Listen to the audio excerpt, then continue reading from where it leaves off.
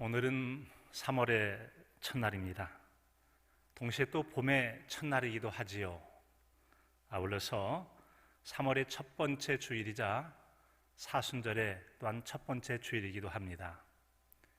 그리고 오늘은 여러분도 잘 아시는 것처럼 3.1 독립만세 101번째가 되는 날이기도 합니다. 3.1운동. 생명을 위협하는 삶의 자유와 권리를 빼앗아간 일본 제국주의자들에 대해서 살떨리는 총칼의 두려움 앞에서도 목숨을 걸고 이 나라를 위해서 독립만세 운동을 했던 날입니다. 그날에 이렇게 생각한 사람도 있었습니다. 굳이 목숨을 걸고 총칼 앞에 찔리고 상하는 길 말고도 얼마든지 이 나라를 사랑하며 애국하는 길이 있다고 하는 것이었습니다. 그러니까 무모하게 그렇게 하지 말고 믿음을 가지고 살면서 조용하게 독립운동을 해가며 살면 된다. 얼마든지 그럴 수 있지 않느냐라는 말이었습니다. 하지만 우리가 한번 생각해 볼 일이 있습니다. 여러분, 만세운동을 참여했던 사람들, 그 운동했다고 그들에게 밥이 나왔습니까? 아니면 독립운동을 했다고 해서 그들에게 출세 길이 보장이 되었습니까? 공연히 일본 순사들 앞에 갔다가 총과 칼에 찔리고 총에 맞아 죽는 그런 위험한 일이 있었을 뿐입니다. 그와 같이 두렵고 공포 분위기 가득한 가운데도 독립만세 운동에 참여했던 많은 사람들의 이야기가 있습니다. 1919년 3월 당시 이 광주 지역에도 일본 유학생 출신의 정광호 씨가 28 독립선언서를 가지고 고향 광주에 돌아옴을 통해서 광주에서도 독립운동이 펼쳐지게 됩니다.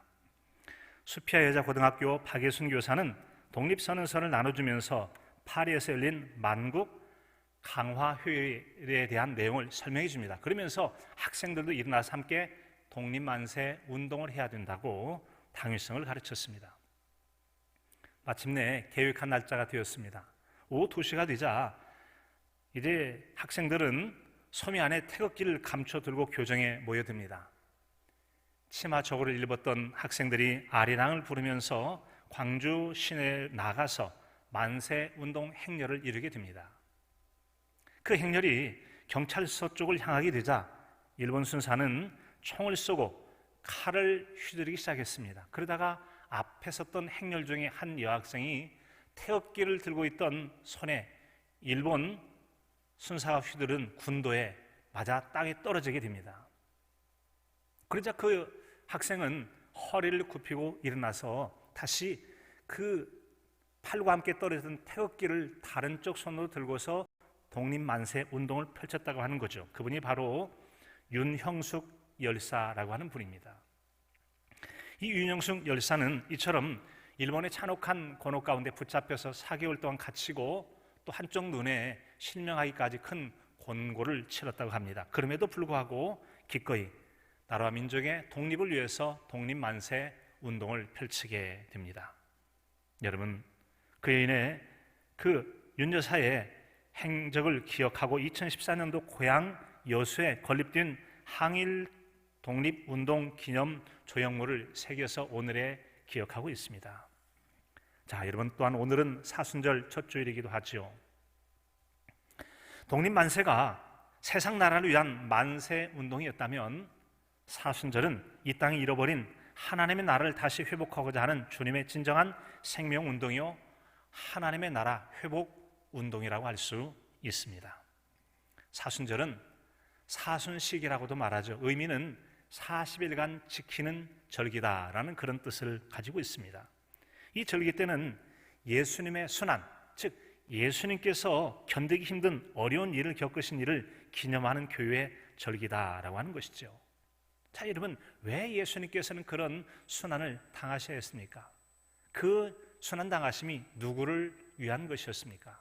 그것은 바로 죄와 허물로 죽은 저희를 살리시기 위한 우리를 향한 주님의 사랑의 순환이었다고 하는 것입니다. 따라서 우리는 이 주님의 순환을 생각하면서 이 사순절 기간에 새신자들의 신앙 교육을 통하여 세례 교육을 하게 됩니다. 아울러서 이미 세례받은 성도들에게는 이전 신앙을 다시 한번 돌아보고 새롭게 함으로 우리 주님 걸어가신 신앙의 길을 함께 걷고자 하는 은혜의 기회로 삼고 있지요. 이 같은 사순절은 재수요일로부터 시작됩니다. 바로 지난주 수요일이었죠.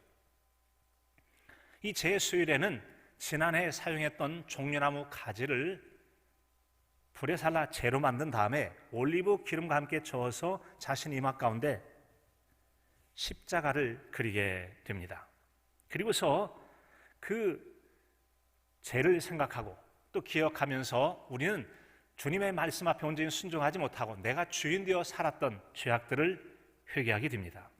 그리고 다시 우리 마음이 주님의 십자가의 은혜로 새롭게 하자 하는 그런 은혜를 새롭게 하는 절기가 바로 사순절 절기라고 하는 것이죠. 이 같은 사순절 기간은 전체가 46일로 구성이 되어 있습니다. 그 46일 가운데는 6번의 그런 주일이 끼어 있어서 6번의 주일을 우리는 작은 부활절이라고 말하는데 그 작은 부활절에 해당되는 6번의 주일을 빼면 순수 기간은 40일의 사순절 기간을 지켜가게 됩니다. 자, 오늘의 말씀 바로 그 십자가의 길을 앞두신 예수님 그 앞에서 제자들 중에서 둘이 나와서 주님의 영광 중에 하나는 주님의 우편에 그리고 하나는 주님의 좌편에 앉게 해달라고 하는 요청을 하게 됩니다. 그 요청을 들었던 제자들이 발끈하고 이제 일어나게 됐을 때 우리 주님께서 그들에 대해서 진정한 나를 따르는 제자된 길의 의미를 설명해 주시죠. 그리고는 이 땅에 주님께서 오셨던 자신의 오신 목적을 설명해 주시는 것이 오늘의 말씀입니다. 이 같은 우리 주님의 자신의 섬김의 길들을 잘 설명해 준 말씀이 바로 오늘의 말씀 25절의 말씀이죠. 인자가 온 것은 섬김을 받으려 함이 아니라 도리어 섬기려 하고 자기 목숨을 많은 사람의 대속물로 주려 함이니라 라고 하는 말씀입니다. 자, 그렇다면 여러분, 우리가 믿고 따르는 예수님은 우리에게 어떤 섬김의 길을 보여주셨습니까? 첫째는 자신을 낮추는 섬김의 길을 걸어가셨습니다. 오늘의 말씀에 보면은 제자들이 서로 주님 앞에서 주님께서 영광스러운 자리를 차지하게 됐을 때 세상 말로 임금이 되듯 왕이 되듯 권세 자리자 같은 그런 위치에 서 있었을 때 하나는 주님의 우편에 그리고 또 하나는 주님의 좌편에 앉기를 원했습니다. 바로 야고보와 요한의 형제들이었죠. 그를 향해서 제자들도 서로 같은 마음을 품었던지 화를 내고 갈등하는 모습을 주님 앞에 보이게 됩니다. 그때 예수님께서 말씀하셨죠. 그 자리 누구를 위해 준비됐든지 간에 그의 것이 되지는 않을 거야. 하나님께 정하신 그 사람이 받게 될 것이다 라고 예수님 말씀하시죠. 그리고는 이렇게 들려주십니다. 오늘 말씀 42절에 보면 예수께서 불러다가 이르시되 이방인의 집권자들이 그들을 임의로 주관하고 그 고관들에게 권세를 부린 줄 알거니와 너희 중에는 그렇지 않을지니 너희 중에 누구든지 크고자 하는 자는 너희의 종이 되고 으뜸이 되고자 하는 자는 섬기는 자가 되어야 할 것이다 라고 말씀해 주셨습니다. 우리는 이 말씀 앞에 우리 자신의 신앙을 되돌아보게 됩니다. 예수님 앞에 제자로서 모든 교육이 끝나갈 즈음에 이르렀던 그 12 제자들의 모습이 여러분 어떻습니까? 예수님의 가르침과는 전혀 다르게 우리 주님은 낮은 자로서의 섬김을 생각하셨지만 그들은 오히려 높임의 자리, 영광스러운 자리를 차지하려 함을 통해서 예수님의 가르침과 다른 신앙을 가지고 있었음을 오늘의 말씀은 우리에게 잘 보여주고 있습니다. 사랑하는 성도 여러분, 혹시 우리도 예수님 믿고 따르면서 주님처럼 섬김의 길을 건너라 할 때에 우리 자신이 정말 예수님 같은 마음을 가진 건강한 신앙인지 아닌지 자신을 살펴보실 수 있기를 바랍니다. 우리는 밖에 출입하게 될 때에 거울 앞에 우리 외모를 단장하게 됩니다. 그런 것처럼 우리가 하나님 말씀의 거울 앞에 자신을 비춰봐야 할 것입니다. 우리의 마음들, 우리의 심령들, 우리의 믿음을 잘 거울에 비춰봄을 통해서 이 사순절 기간에 우리의 믿음을 새롭게 하는 은혜 절기로 삼으실 수 있기를 바랍니다. 예수님은 제자들이 자신의 마음을 높이려는 것과는 다르게 자신을 낮추는 그런 섬김의 길을 걸어가셨습니다. 이 같은 예수님의 섬김의 길을 잘 보여주고 있는 내용이 바로 빌립보서 2장 6절 이하의 말씀이죠. 그는 근본 하나님의 본체시나 하나님과 동등됨을 취할 것을 여기지 않고 오히려 자기를 비워 종의 형체를 가지고 사람과 같이 되셨다라고 말씀하고 있습니다. 그는 심지어 자기를 낮추시고 죽기까지 복종하셨으니 십자가의 죽으심이라 라고 말씀하셨습니다. 세상의 집권자들은 세월이 지날수록 권력이 더 세고 더 높은 자리, 군림하는 자리에 서게 되어집니다. 이런 세속적인 모습을 닮은 또 다른 군림하는 자가 있죠. 바로 이단 집단의 교주들이 그렇습니다. 예수님은 하나님 아버지와 똑같은 분이시지만 결코 동등됨을 취하지 않고 자신을 낮추셨습니다. 창조자이심에도 불구하고 자신을 낮춰서 피조물 같은 사람의 모습으로 나타나셨습니다. 죄 있는 모습으로 나타나셨고 모든 죄인 중에 모든 죄를 친히 담당하시는 죄수처럼 되셔서 유대인들에게 저주로 여기는 나무 십자가 달려 죽으시기까지 자신을 낮추심으로 우리를 섬겨주신 분이 예수님이라고 하는 것입니다. 그런데 이 세상에서 예수님 이름을 팔아서 교주 노릇하는 여러 이단의 교주들은 예수님은 하나님 아버지와 똑같은 분이라 자기를 낮추셨음에도 불구하고 이단의 교주들은 자신을 높이기에 혈안이 되어 있습니다. 요한계시록에 나와 있는 백마 탄 자와 같이 자신들이 마치 그런 인문화되는 것처럼 백마를 타고 사진 찍기를 좋아했던 여러 이단의 교주들이 있죠. 그 중에 몇몇을 본다면 통일교회 문선명이나 요즘 극성을 부리고 있는 신천지 이만희 교주가 똑같습니다. 또한 그들은 하나님의 나라에서 면류관을 얻지 못할 줄 알고 세상 나라에서 아이들 소꿉놀이 하듯이 왕관을 만들어서 그들이 함께 왕관을 쓰는 우스꽝스러운 모습을 연출하기로 했습니다.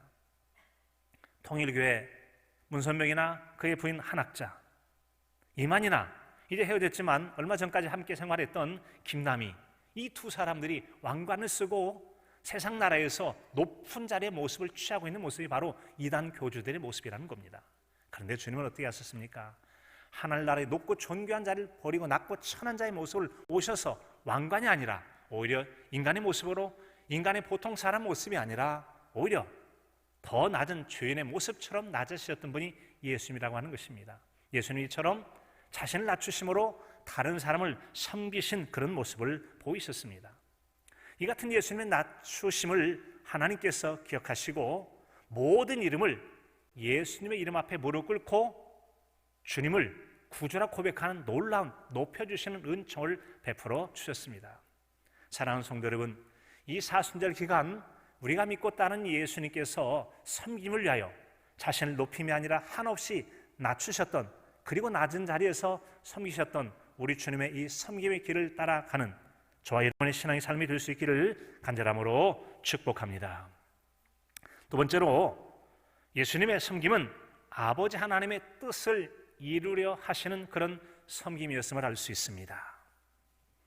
예수님께 자신이 섬기러 오셨다라고 말씀하시는데 이 같은 주님의 섬김이 하나님의 뜻을 이루기 위한 섬김이었음을 잘 들려주는 성경의 말씀이 있습니다. 그 중에 하나는 우리 주님께서 겟세마네 동산에서 기도하실 때 그 기도 속에 담겨있는 하나님의 뜻을 이루려는 우리 주님의 말씀을 들을 수가 있습니다.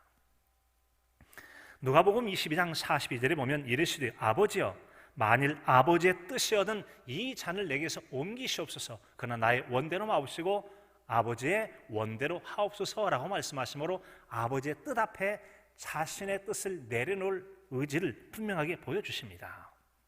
그런데 이같이 아버지의 뜻 앞에 순종하고자 하는 일은 예수님께도 결코 쉽지는 않으셨습니다. 우리들만 하나님 말씀 앞에 순종하는 게 쉽지 않은 것이 아니라 예수님에게도 그 일은 매우 힘들고도 어려운 일이었음을 성경은 잘 우리에게 증언해 주고 있습니다. 그러기에 우리 주님께서는 그 일을 온전히 감당하시기 위하여 간절히 하나님께 엎드려 기도하신 내용을 또한 성경은 들려줍니다. 마태복음 26장 36절에 보면 조금 나아가사 얼굴을 땅에 대시고 엎드려 기도하시니 라고 말씀하십니다. 우리 주님께서 엎드려 기도했다. 그 당시 예수님께서 엎드려 기도하시던 모습을 또 다르게 표현하고 있는 누가복음 22장 44절에 보면 예수께서 힘쓰기위해서 더욱 간절히 기도하시니 땀이 땅에 떨어지는 핏방울 같이 되었다라고 말씀하십니다. 우리 주님의 얼마나 절절하고도 간절한 기도인가를 알 수 있습니다. 그런데 우리 주님께서 그 당시 기도하실 때 어떤 마음으로 기도하셨습니까? 아이들이 소풍 갈 때 기쁨의 도시락을 가지고 나가는 그런 마음이었습니까? 결코 그렇지 않으셨습니다. 아버지의 뜻에 순종하기 위하여 하나님의 뜻 앞에 자신을 굴복시키는 그 일은 우리가 내 뜻을 부인하고 하나님 말씀 앞에 순종하기 위하여 그 순종을 위한 자기 본인이 힘들었던 것처럼 우리 주님도 매우 힘들고 고통스러운 그런 시간이었음을 알 수 있습니다. 성경이 이렇게 말씀합니다. 마태복음 26장 37절 8절에 보면 베드로와 세베대 두 아들을 데리고 가실새 고민하고 슬퍼하사 이에 말씀하시되 내 마음이 매우 고민하여 죽게 되었다라고 말씀하십니다. 아버지의 뜻대로 십자가에 달려 죽으실 이 일을 생각하면 우리 주님도 얼마나 힘드셨던지 이 잔을 내게서 옮겨주시면 안 될까요? 라고 요청했습니다. 그러나 결국 순종하기로 마음먹었을 때 얼마나 고민했던지 죽을 것 같이 힘드셔서 그 기도가 간절하고 절박했고 땅에 엎드려 기도할 때 땀이 땅에 떨어지는 핏방울 같이 되었다라고 했습니다. 이 같은 우리 주님의 기도를 하신 하나님께서 천사를 보내심으로 우리 주님의 기도를 도왔다라고 누가복음 22장 43절에서 말씀해 주고 있습니다. 예수님은 하나님의 뜻을 향한 자신의 의지를 또한 제자들 앞에서도 명백하게 보여주었던 그런 일들이 있습니다. 예수님이 일찍이 제자들에게 우상이 참으로 많았고 그리고 헐몬산에 스며드는 물들이 다시 샘물로 솟아나는 가이사랴 빌립보에서 제자들에게 너희는 나를 누구라고 하느냐고 물으셨던 적이 있습니다. 여러 대답 후에 베드로가 주는 그리스도시요 살아계신 하나님의 아들이시지요 라고 고백합니다. 우리 주님 마음이 몹시도 기뻤습니다. 그래서 그를 칭찬하시죠. 바요나 시몬아 내가 참 잘했다. 내가 바로 그 믿음의 고백 위에 내 교회를 세울 거야 라고 말씀하십니다. 그리고 결코 그 교회는 음부의 권세가 무너뜨리지 못할 거라고 말씀하시면서 내가 너에게 천국의 열쇠를 줄게. 그래서 내가 땅에서 매는 것 하늘에서 매일 것이고 또 땅에서 풀면 하늘에서 풀릴 거라고 하는 놀라운 약속의 말씀을 주셨고 칭찬의 말씀을 주셨습니다. 아마도 베드로의 마음이 굉장히 들떠 있었을 겁니다. 그 즈음에 예수님께서 말씀하시죠. 내가 붙잡혀서 고난을 당하고 십자가에 달려 죽을 것이라는 그런 말씀이었습니다. 그 말을 들었던 베드로가 항변했다고 말하면서 예수님께 매달 그리하지 마옵소서 결코 그런 일이 주님께 일어나지 않을 거라고 외치게 됩니다. 그때 예수님께서 단호하게 베드로를 향해 이렇게 말씀하시죠. 마태복음 16장 23절의 말씀입니다. 예수께서 돌이키시며 베드로에게 이르시되 사탄아 내 뒤로 물러가라. 너는 나를 넘어지게 하는 자로다. 내가 하나님의 일을 생각하지 아니하고 도리어 사람의 일을 생각하는도다.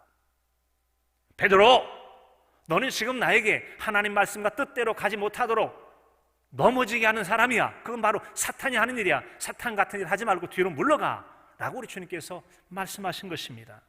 사랑하는 제자 베드로의 그 만류는 인간적으로 볼 때 예수님께서 굳이 그렇게 고난 당하십니까? 그러지 마시라고 하는 예수님을 위하는 것 같은 그런 말이었거든요. 근데 예수님은 인간적으로 위하는 그런 말에 대해서 확연한 자신의 태도를 보여주고 계십니다. 인간적인 도움을 주려는 어떤 의도가 있다 할지라도 그것이 하나님의 뜻을 이루려는데 방해가 된다면 단호하게 주님은 거부하셨던 거예요. 그 일을 사탄아 내 뒤로 물러가라고 말씀하셨어요. 아주 단호하게 불같은 화를 내듯이 사랑하는 제자 베드로에게 너무 좀 가혹한 말씀 아닌가 싶을 정도로 단호하게 사탄아 내 뒤로 물러가라고 말씀하셨어요. 이것은 예수님께서 얼마나 철저하게 하나님의 뜻대로 자신에게 주어진 믿음의 길, 섬김의 길을 가려 하셨는가를 잘 보여주는 그런 말씀이 됩니다. 이처럼 우리 주님은 일찍이 아무든지 나를 따라오려거든 자기를 부인하고 자기 십자가를 지고 나를 따르라 말씀하셨는데 이런 자기 부인을 통한 십자가의 길을 가시던 그 모습을 우리 주님께서 실제 헤엄을 통해 잘 보여주셨던 겁니다. 자, 그런데 이런 믿음의 길에서 성공한 사람이 있는가 하면 또한 실패한 사람의 이야기가 성경에 나와 있습니다. 요셉, 주인은 보디발의 처가 날마다 동침하자가 유혹을 했지만 단호하게 거절했다고 성경에 나옵니다. 그 거절할 때 자신의 태도를 분명하게 밝힙니다.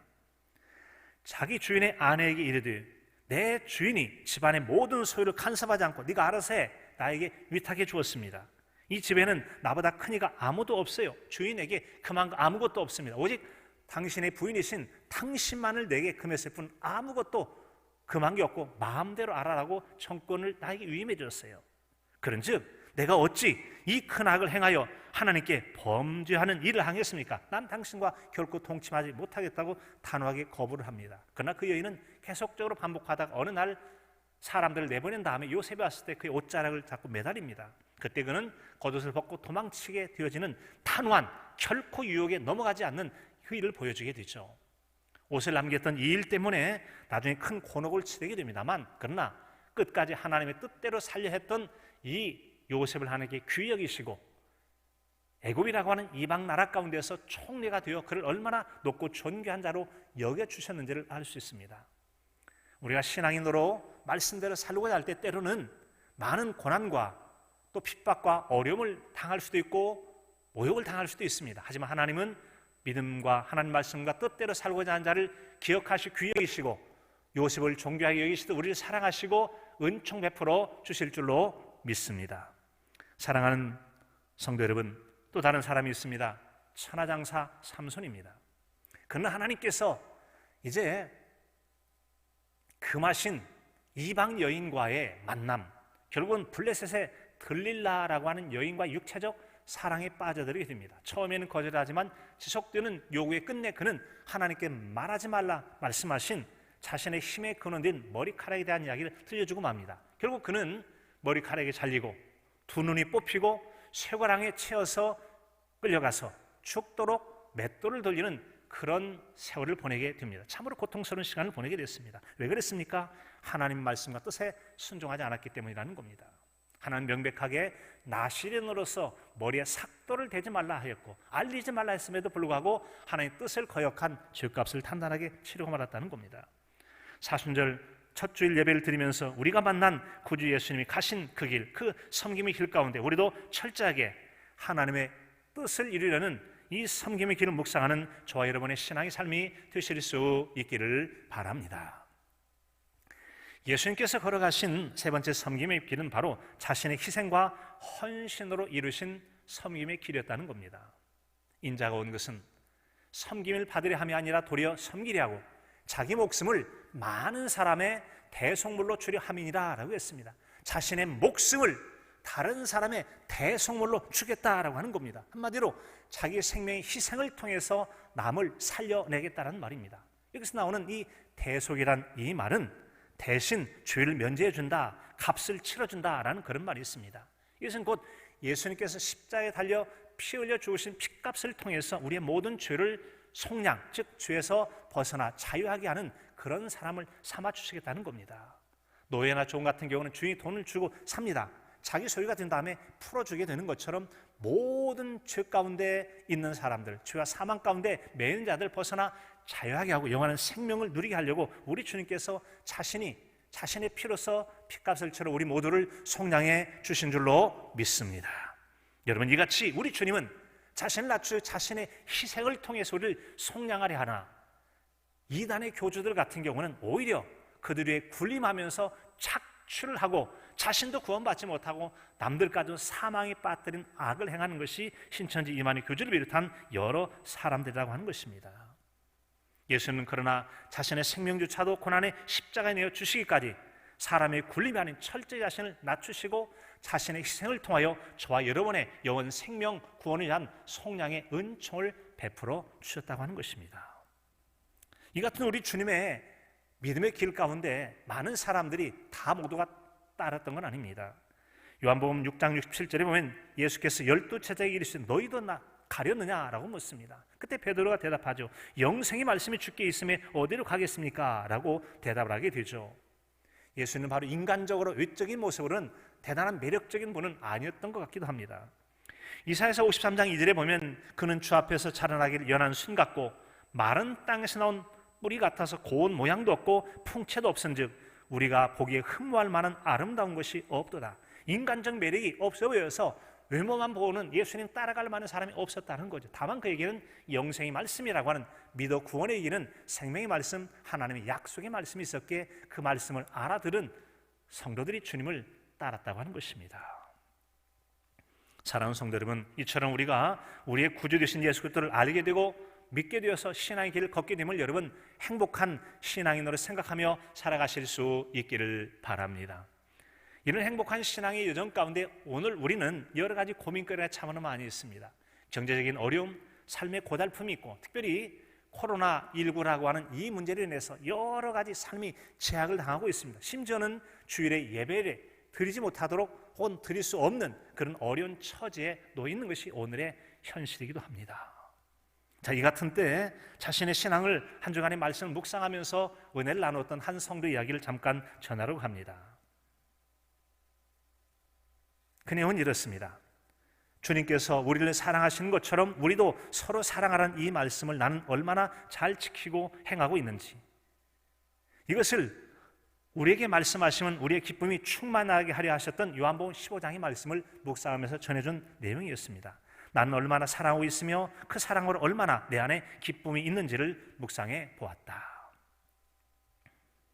오늘 기도하면서 몇몇이 모여 마스크를 만드는 것도, 목회자의 중대한 결정을 위해 기도하는 것도 모두가 사랑의 시발점이었었다. 어제 예배 드림에 대한 여러 상황들과 공동체 유익을 따지며 내 나름의 분석과 명분을 마음속으로 정리해 놓았다. 그러나 목사님, 기도해 보신다고 하니 어떤 결정을 하시든지 신뢰하며 따르겠다고 다짐을 했었다. 오늘 기도하던 중에 어제 생각들이 부끄러워지고 공동체를 사랑하는 명분으로 포장되고 변장된 것이었구나라는 생각이 들었다. 만에 하나 동복교에서 확진자가 나오는 상황이 발생되더라도 하나님께 드리는 예배를 소중히 여기는 우리의 선택에 하나님은 우리를 고통 속으로 내몰지 않을 것이며 그냥 내버려 두지 않으시고 싸매시고 회복시키실 것임을 믿었다. 그 정도의 믿음의 고백은 있어야 하지 않을까 싶었다. 지혜롭게 대처한다는 것이 변장된 속임수였던 것이었다. 주님 때문에 당한 고통이라면 다르게 받겠습니다 라고 말로는 대답하지만 실제로 그 상황에 맞닥뜨렸을 때 흐흐흐, 나는 비겁하고 겁쟁이였다. 코로나 사태로 나는 내 자신을 진실하게 들여다볼 수 있어서 나에 대한 실망감을 넘어 좋은 기회를 주신 것과 나를 점검하는 귀한 시간이라며 감사하고 고백을 했다. 비단 나쁜 일까? 대한민국 모든 자들에게 주시는 주님의 메시지가 있는 것 같다. 이번 주에는 예배 시간에 통성기도의 시간이 주어졌으면 좋겠다. 바이러스에 벌벌 떠는 우리의 믿음 없음을 용서하시고 우리를 불쌍히 여겨달라는 회개 기도와 그동안 감사하지 못한 채 누려왔던 평온한 예배 시간이 회복되어지는 간절한 기도가 주님께 드려졌으면 좋겠다. 열책할 사람이 없으면 내가 지원하겠다는 마음도 주셨다. 오늘 우리가 모여서 주일 예배를 드릴 수 없으므로 그 일이 이루어지진 않았습니다. 하지만 그 고백 속에는 내가 기꺼이 내 희생을 감수해가면서라도 그 일을 감당하겠다고 하는 그런 자신의 희생을 통한 섬김의 의지를 잘 나타내 보여주고 있습니다. 자, 여러분, 우리는 그런 마음을 가질 때 비록 그러한 상황이 주어지지 않는다 할지라도 그런 마음이 하나님을 기쁘시게 할 수 있음을 우리는 알 수 있습니다. 그런 모습으로 우리는 다윗이 가졌던 마음을 통해서 다시 한번 되새겨 볼 수가 있습니다. 다윗은 자신이 마음에 품었던 그것이 하나님의 기쁨이 되었음을 알고 있습니다. 이 말씀을 다윗의 아들 솔로몬이 왕이 되어 성전을 건축하게 됩니다. 그리고 아버지가 다윗성이 옮기다 나온 언약궤를 자신이 지은 성전 안에 안치를 한 다음에 백성들 앞에 연설할 기회를 얻게 됩니다. 그때 그는 이렇게 말합니다. 열왕기상 18장 17절로 18절의 말씀입니다. 내 아버지 다윗이 이스라엘 하나님 여호와의 이름을 위하여 성전을 건축할 마음이 있었더니 여호와께서 내 아버지 다윗에게 이르시되 내가 내 이름을 위하여 성전을 건축할 마음이 있으니 이 마음이 내게 있는 것이 좋도다. 네가 그런 마음 품었지? 네가 그런 마음 품은 것이 내게 얼마나 좋은지. 하나님께서는 비록 다윗이 원하는 대로 그에게 성전 건축을 허락해 주시진 않으셨습니다만 그러나 그 마음 품고 있는 것을 얼마나 좋아하시는지 몰라요. 그리고는 그에게는 허락지 않으셨으나 그의 아들 솔로몬에게 성전 건축을 허락해 주셨고 그리고 솔로몬은 성전을 건축한 다음에 아버지께로부터 들었던 하나님께 참 기뻐하시던 그 마음, 아버지가 성전을 건축하려던 그 마음을 기뻐하셨다고 백성들에게 들려주었다고 하는 것입니다. 사랑하는 성도 여러분, 그렇습니다. 우리가 주님 앞에 자신의 희생과 헌신을 통하여 주님을 위하고자 하는 섬김의 길을 가고자 할 때 비록 그것이 내가 원하는 대로 일이 이루어지지 않는다 할지라도 하나님 그것을 기뻐하시고 귀히 여기시며 그가 아니라면 그의 다음 세대로 하나님께서 귀한 복을 주시고 긍휼의 은총을 베풀어 주실 줄로 믿습니다. 사순절 첫 번째 주일, 우리 주님께서는 섬김을 위하여 이 땅에 오셨다고 말씀하셨습니다. 특별히 자신이 희생되고 헌신함을 통하여서 섬김의 길, 대속의 길을 가시겠다고 말씀하셨습니다. 우리는 오늘 서두에 윤영숙이라고 하는 수피아 여자고등학교, 그 당시 학생으로서 이 나라 민족의 독립만세를 취해서 팔이 잘려지고 눈이 상하는 고통 속에서도 나라와 민족을 위한 독립만세를 불렀습니다. 자기 희생을 통한 이 나라를 살려보겠다는 거룩한 희생의 길이었습니다. 예수님께서는 자신의 십자가에 달려 죽으시는 자기 희생이라는 이 길을 통해서 죄 허물로 죽었던 우리, 사탄에게 내어줬던 이 나라를 회복하기 위한 생명운동, 하나님의 나라 회복운동에 기꺼이 주님께서 자신의 희생을 통하여 그 섬김의 길을 모본으로 보여주셨습니다. 이 같은 앞서가시는 예수님의 섬김의 본을 따라간 우리는 어떠한 길을 걸어가야 하겠습니까? 우리도 예수님을 따라 자신을 낮추시고 섬김의 길을 걸어가는 우리 모두여야 할 줄로 믿습니다. 우리는 이 같은 때 우리가 주님을 섬기고 또한 자신을 낮춤으로 섬김을 걸어갈 수 있는 여러 가지 길들이 많이 있을 겁니다. 주변에 어렵고 힘든 이들을 돌봐줄 수도 있고, 특별히 이같이 어려운 시대 때는 누군가를 위해서 기도함을 통해서 기도의 섬김을 이뤄갈 수도 있을 것입니다. 바로 나라와 민족을 위한 기도이기도 합니다.